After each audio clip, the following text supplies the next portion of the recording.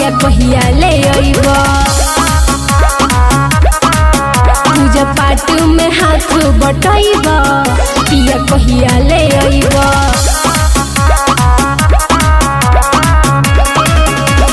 कितना रुपया के बाद होनी काम हो, बोला न कर पानी इंतजाम हो।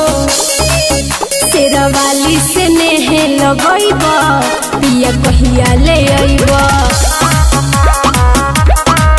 पूजा पाठ में हाथ बटइब पिया कहिया ले अइब।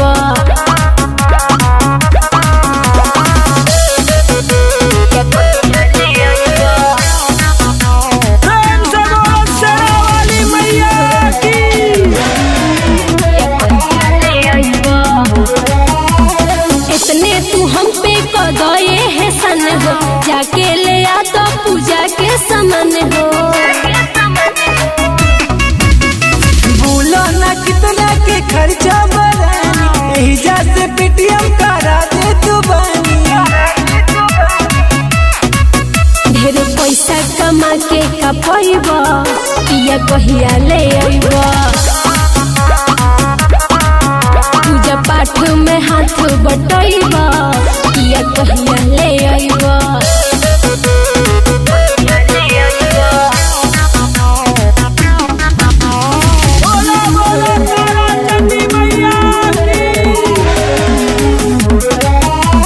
सुना सचिता ये सुरेश उपेंद्र, फिर बड़ी हो खेला मंदिर के अंदर।